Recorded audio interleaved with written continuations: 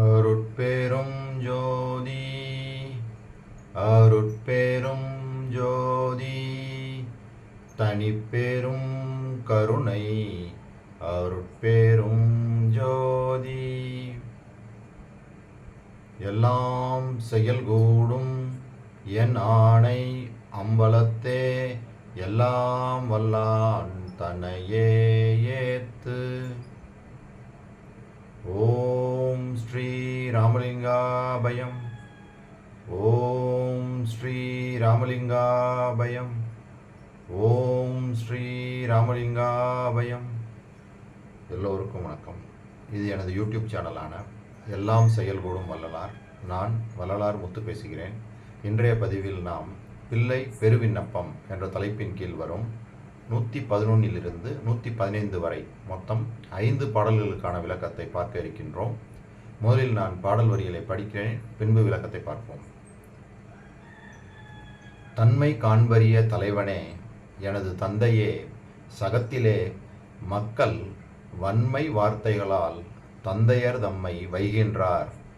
வள்ளலே, மருந்தே, என் மனக்கனிவே, என் இரு கண்ணே, என் உயிர்க்கு இசைந்த மெய்த்துணையே, நின் மனம் வெறுப்ப பேசியது உண்டோ, நின் பதத்தானை நான் அறியேன். இதுக்கு விளக்கம்: தன்மைகள் இவையென அறிய முடியாத தலைவனே, எனக்கு தந்தையாகியவனே, உலகத்தில் மக்களாயினார் தங்களை பெற்ற தந்தையரை வன் சொற்களால் இழித்து பேசுகின்றார்கள். அருள் வள்ளலே, அமுது போல்பவனே, என் ஆறுயிருக்குள் பொருந்திய மெய்மை துணைவனே, நின்னுடைய மனம் வெறுக்கும்படி நான் பேசியது உண்டோ, தேவரீருடைய திருவடி ஆணையாக நான் அறியேன். அதிலிருந்து இந்த பாடல் மூலமாக என்ன சொல்ல வராங்கன்னா, இறைவன் மனம் வெறுக்கும்படியாக எந்த ஒரு செய்யையும் வள்ளல் பெருமான் செய்யலை அப்படின்றத தெளிவாக பதிவு பண்ணுறாங்க. சரி, அடுத்த பாடல்.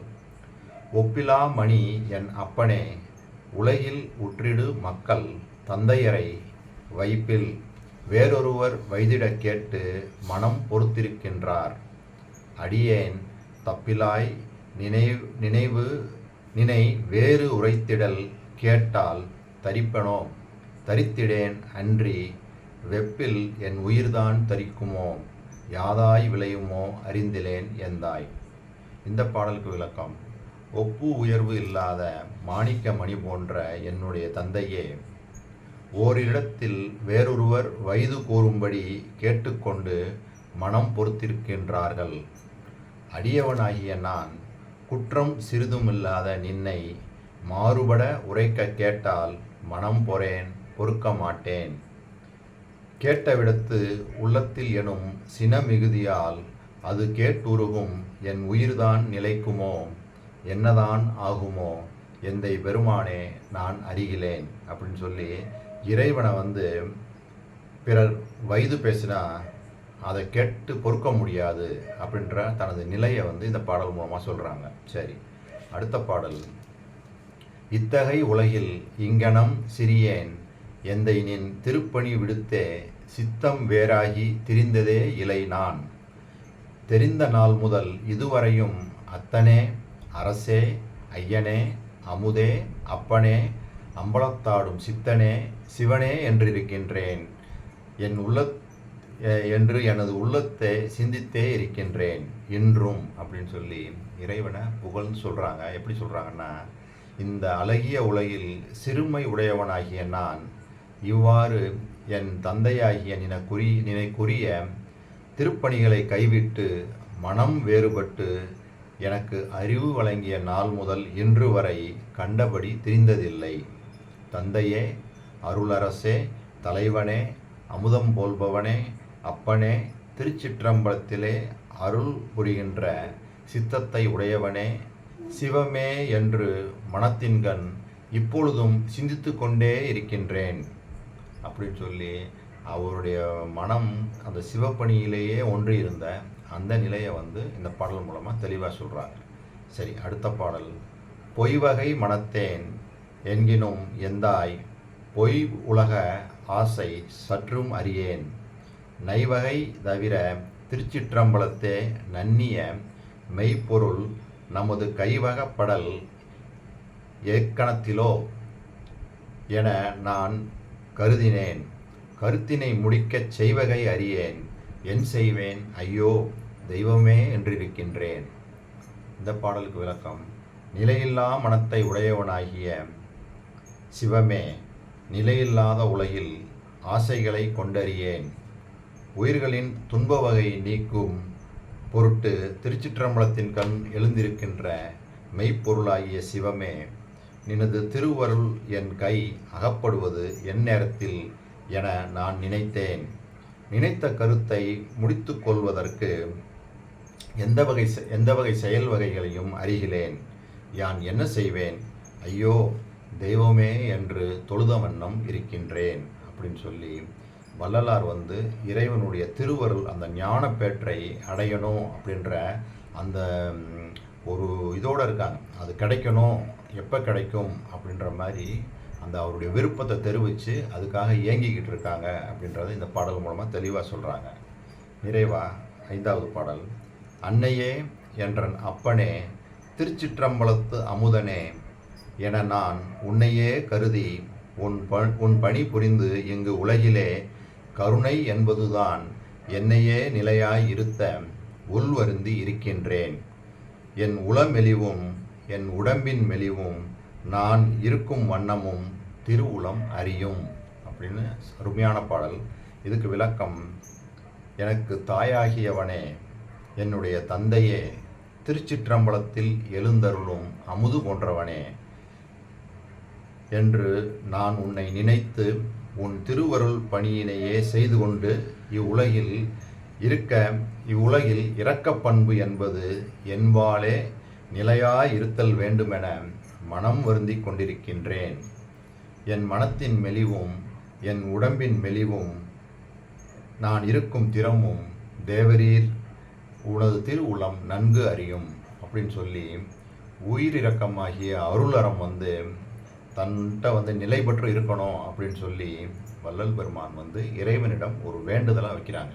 சரி, அப்போ இதோட இந்த 5 பாடல்களுக்கான விளக்கம் முடிஞ்சது. இந்த 5 பாடல்கள்லையும் என்ன சொல்ல வர்றாங்க அப்படின்னா, முதல் பாடலில் என்ன சொன்னாங்க, இறைவன் மனம் வெறுக்கத்தக்க எந்த ஒரு செயலையும் நான் செய்ய மாட்டேன் அப்படின்னாங்க. 2வது பாடலில் இறைவனை யாராவது வெறுத்து பேசுனா அதை கேட்டுட்டு என் மனம் பொறுக்காது அப்படின்னு சொல்லி சொன்னாங்க. 3வது பாடலில் என்ன சொன்னாங்கன்னா, அதாவது சிவப்பணியில் வள்ளல் பெருமான் ஒன்றி இருந்த அந்த நிலை, சிவப்பணி தான் அவர் செய்யணும், மனம் எப்பயுமே ஆசைப்படுது, அந்த நிலையை அங்கே சொன்னாங்க. வேறு எதுலேயும் ஆசை இல்லைன்ற தெளிவாக சொல்லிட்டாங்க. அடுத்து வந்த பாடலில் என்ன சொன்னாங்கன்னா, வள்ளலார் அந்த திருவருள் ஞானம் எப்போ நம்மளுக்கு கிடைக்கும் அப்படின்ற அந்த ஒரு எதிர்பார்ப்போடையே இருந்து அதுக்குண்டான பணிகளை தான் செஞ்சுட்டு வந்திருக்காங்க அப்படின்ற அந்த பாடல் மூலமாக தெரியுது. கடைசி பாடலில் என்ன சொன்னாங்கன்னா, உயிர் இரக்கமாகிய அருளறம் நிலை பெற்று தான் இருக்கணும், ஒரு சனம் கூட அந்த உயிர் இரக்கம் என்ற அந்த அருள் அந்த எண்ணம் விலகிடக்கூடாது, அதாவது ஜீவகாருண்ய ஒழுக்கத்திலிருந்து விலகிடக்கூடாது அப்படின்ற அந்த நிலைப்பாட்டை இறைவனிடமே வேண்டி ஒரு விண்ணப்பமாகவே வைக்கிறாங்க. இதுக்கு முந்தைய பதிவுகளில் கூட பார்த்தோம். அதாவது இரக்கம் உருவில் என் உயிரும் உருவும் அப்படின்னாங்க. அதாவது இரக்கம் போயிடுச்சுன்னா எனது உயிரும் போயிரும்னு பாடல்களில் பதிவு பண்ணியிருந்தாங்க. அதே மாதிரி அந்த கடைசி பாடல்லையும் தெளிவாக சொல்கிறாங்க, அந்த உயிர் இரக்கம்ன்ற இந்த அருள், அந்த அறம் கொஞ்சம் கூட என்னை விட்டு போயிடக்கூடாது அப்படின்னு சொல்லி இறைவன்கிட்ட வேண்டுதல் வைக்கிறாங்க. சரி, இதுக்கு முந்தைய பாடல்களில் அந்த திருவருள் ஞானத்தை அவர் வேண்டி இருக்காங்க, அது எதிர்பார்த்து காத்துக்கிட்டு இருக்காங்கன்றதுக்கு 6ஆம் திருமுறையில் பரசிவ வணக்கத்தில் எடுக்கும் போதே எப்படி சொன்னாங்க, இன்று வருமோ நாளைக்கே வருமோ அல்லது மற்ற என்று வருமோ அறியேன் எம்கோவே, துன்றுமல வெம்மாயை அற்று வெளிக்குள் வெளிகடந்து சும்மா இருக்கும் சுகம். எடுத்தோடனே அப்படி தான் சொல்கிறாங்க. அப்போ எப்போ வரும், இன்று வருமோ நாளை வருமோ மற்ற என்று வருமோ அருகிலே நெம்கோவே. பாருங்கள், அவர் எப்பயுமே அந்த இறை அருள் ஞானம் அது எப்போ கிடைக்கும் அப்படின்னு தான் அவர் அப்படியே எதிர்பார்த்து காத்து கொண்டு இருக்கிறாங்க. அதுக்குண்டான பணிகளையே தான் செஞ்சுட்டு வர்றாங்க அப்படின்றது இந்த பாடல் மூலமாக தெரியுது. அதுக்கு முந்தைய பாடலில் சிவப்பணியிலேயே வள்ளல் பெருமான் ஒன்றி இருந்தார் அப்படின்றதும் அந்த பாடலாம் பதிவு பண்ணியிருந்தாங்க. இதுக்கு சான்றா ஜோதி பாடல்னு இருக்குது. அந்த ஜோதி பாடலை பாடி இந்த வீடியோவை நிறைவு செய்கிறேன். பாருங்கள், இந்த பாடலில் அந்த அருட்பெரும் ஜோதி என்னென்ன மாதிரி நன்மைகளை அவருக்கு கொடுத்துருக்கு அப்படின்ற இந்த பாடலில் பதிவு பண்ணியிருக்கிறாங்க. இதை பாடி இந்த வீடியோவை நிறைவு செய்கிறேன். ஜோதியுட் ஜோதி தான் தலைப்பு. ஜோதியுட் ஜோதியுட் ஜோதி சுத்த ஜோதி சிவஜோதி ஜோதியுட் ஜோதி சிவமே பொருளென்று தேற்றி என்னை சிவவெளிக்கு ஏறும் சிகரத்தில் ஏற்றி சிவமாக்கி கொண்டது பாரீர் திருச்சிற்றம்பலத்தே திருநட ஜோதி வித்தெல்லாம் ஒன்றென்று நாட்டி அதில் விளைவு பலபல வேறென்று காட்டி சித்தெல்லாம் தந்தது பாரீர் திருச்சிற்றம்பலத்தே திருநட ஜோதி சொல்வந்த அந்தங்கள் ஆறும் ஒரு சொல்லாலே ஆம் என்ற சொல்லாலே வீரும் செல்வம் கொடுத்தது பாரீர் திருச்சிற்றம்பலத்தே திருநட ஜோதி தங்கோல் அளவெனக்கு ஓதி சுத்த சமரச சத்திய சன்மார்க்க நீதி செங்கோல் அளித்தது பாரீர் திருச்சிற்றம்பலத்தே திருநட ஜோதி ஆபத்தை நீக்கி வளர்த்தே சற்றும் அசையாமல் அவியாமல் அடியேன் உளத்தே தீபத்தை வைத்தது பாரீர் திருச்சிற்றம்பலத்தே திருநட ஜோதி வருவித்த வண்ணமும் நானே இந்த மாநிலத்தே செய்யும் வண்ணமும் தானே தெரிவித்து அருளிற்று பாரீர் திருச்சிற்றம்பலத்தே திருநட ஜோதி அப்படின்னு இந்த ஜோதி பாடலில் எவ்வளவு அருமையாக சொல்கிறாங்க பாருங்கள். அவர் பெற்ற அந்த அனுபவங்கள், அதே மாதிரி அவர் பெற்ற என்னென்ன அதெல்லாம் அந்த ஜோதி கொடுத்தது. செல்வம் கொடுத்தது, செங்கோல் கொடுத்தது, ஆபத்தை நீக்கியது, எல்லாமே சொல்கிறாங்க. சித்தத்தை கொடுத்தது, சித்தெல்லாம் தந்தது, என்னை சிவமாக்கி கொண்டதுன்னு சொல்லி அருமையாக இந்த பாடலில் அவர் பெற்ற அந்த சிவ அனுபவம், அந்த பூரண அந்த அருட்பெரும் ஜோதியை அவர் கலந்து அவர் பெற்ற அந்த அனுபவத்தை ஃபுல்லாக அவர் பெற்ற பயன்கள் எல்லாத்தையுமே இந்த பாடல் மூலமாக சொல்லியிருக்கிறாங்க. அப்போ இந்த சிந்தனையோடு நான் இந்த வீடியோவை நிறைவு செய்கின்றேன். இதுவரை பொறுமை காத்து எனது வீடியோவை பார்த்த உங்களுக்கு கோடான கோடி நமஸ்காரங்களும் நன்றிகளும். மீண்டும் நாளைய பதிவில் வள்ளல் பெருமான் சொல்லியிருக்கக்கூடிய மற்ற விஷயங்களை பார்ப்போம்.